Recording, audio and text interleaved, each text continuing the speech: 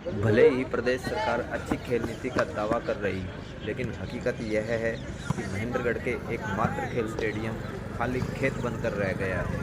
Stadium में खिलाड़ियों के लिए न तो खेल का सामान है और न ही खेल मैदान। कांग्रेस सरकार के समय करोड़ों रुपए की लागत से बने स्टेडियम में बिजली, पानी, शौचालय तक की सुविधा भी नहीं है।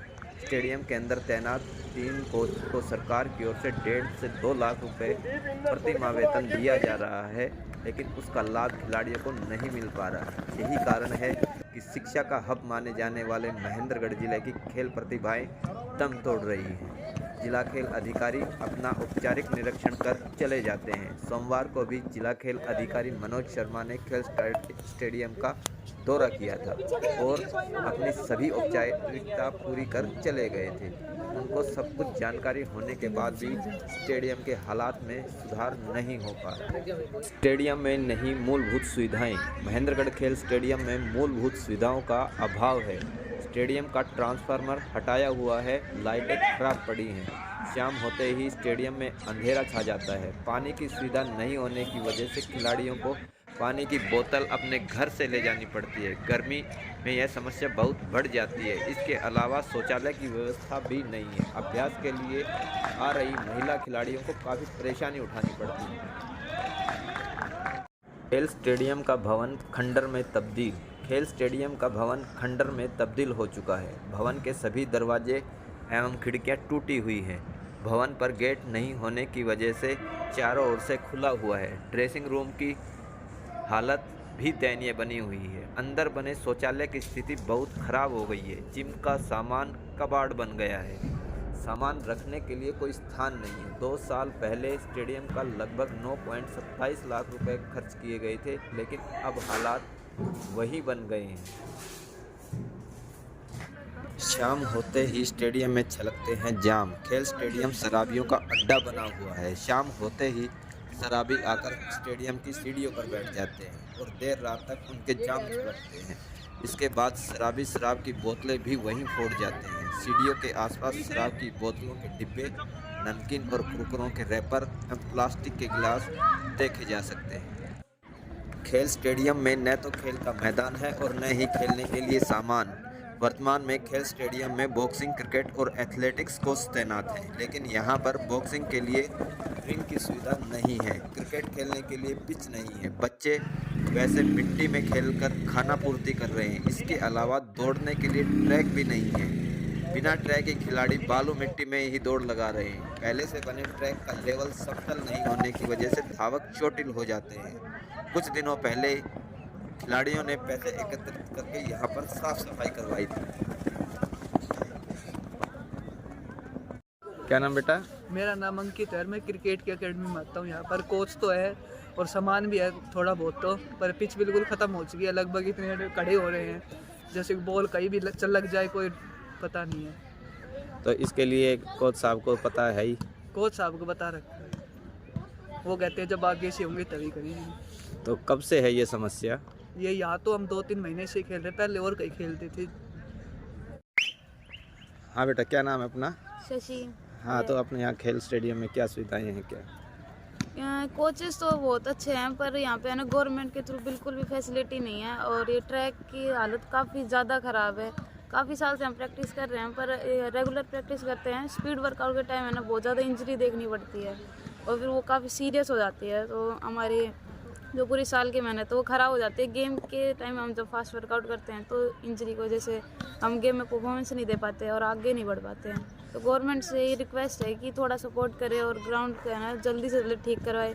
लड़कियों के लिए वॉशरूम बनवाए और यहाँ पे पानी की गर्मियों में बहुत बड़ी प्रॉब्लम होती है और पानी नहीं है बिल्कुल भी। तो पानी की व्यवस्था करवाएं और वॉशरूम की सबसे ज़्यादा ज़रूरत है यहाँ पे। हाँ, और यहाँ पे थोड़ा लेट अगर हम वर्कआउट करें ना तो सर्दियों में जल्दी अंधेरा हो जाता है, तो लाइटिंग बिल्कुल भी नहीं है, अंधेरा हो जाता है। काफ़ी दूर तक रोड पे अंधेरा ही रहता है इस तरफ। कब से ये समस्याएं बनी हुई है सरकार? काफ़ी सालों से हैं, तो मतलब कंटिन्यू यही प्रॉब्लम है ही यहाँ पे, कोई गवर्नमेंट ध्यान ही नहीं देती बिल्कुल भी। हाँ जी सर, बताइए क्या समस्या है खेल स्टेडियम में? देखिए, मेरा नाम नीरज तिवारी है। मैं अपने बेटे को क्रिकेट की कोचिंग के लिए लाता हूँ। यहाँ पे कोच है यहाँ पे, लेकिन सामान की सुविधा नहीं है।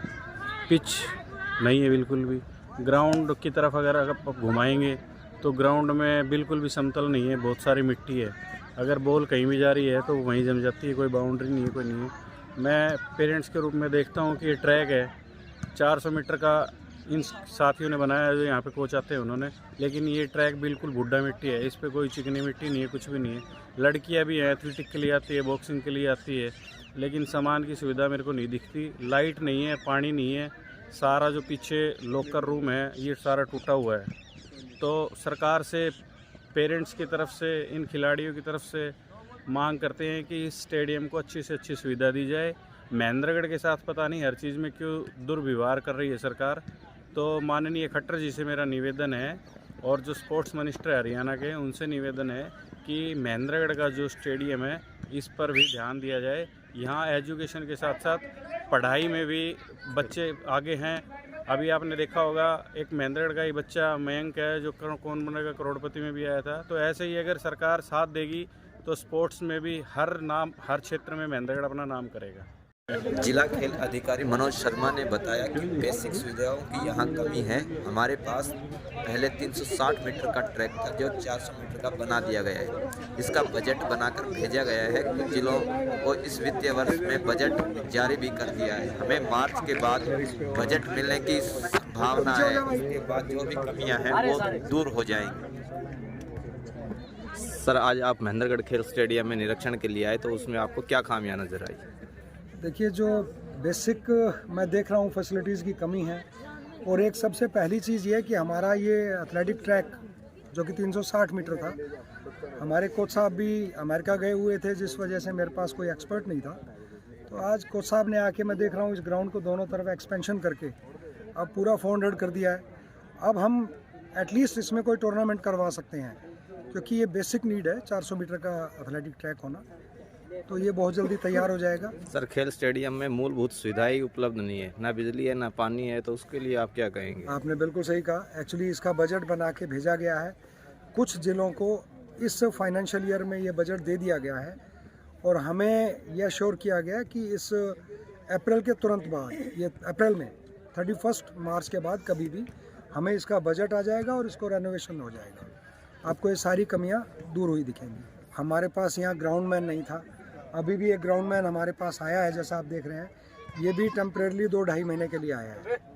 तो हम परमानेंट के लिए भी कोशिश कर रहे हैं, और एक डिपार्टमेंट की तरफ से हमें इंश्योर किया गया है कि बहुत जल्दी हमें लगभग 10-12 कोचेज़ और हर स्टेडियम के लिए ग्राउंड मैन मिलेंगे। कि जब तक स्टेडियम में ग्राउंड मैन नहीं होगा तब तक हम स्टेडियम को मेंटेन नहीं कर सकते हैं। तो ये कमियां जल्दी दूर हो जाएंगी। हमारे कोचेज़ अपने साथ जो सामान ले जाते हैं, ले आते हैं। आपको मालूम होगा पीछे के दिनों में यहाँ हमारे हॉल का ताला तोड़ के इवन जो दीवार के अंदर बिजली फिटिंग के पाइप लगे हुए थे उनको भी निकाल लिया गया है। तो सामान तो यहाँ कौन छोड़ेगा। जैसे ही अब नेक्स्ट मंथ में हमारे पास यहाँ ग्राउंड मैन आ जाएगा, तो एक आज एसपी साहब ने बताया कि यहाँ पे अपने एसपीओज लगा रहे हैं जो हमारे कोचेज़ की हेल्प भी करेंगे, और वो कोचिंग पर्पज़ से भी हमारे साथ रहेंगे, और पुलिस प्रशासन की भी हमें पूरी हेल्प होगी। तो मैं आपको आश्वस्त करता हूँ कि बहुत जल्दी विद इन वीक 10 डेज़ ये समस्या भी दूर हो जाएगी। तो यहाँ सामान रखने के लिए जगह होगी।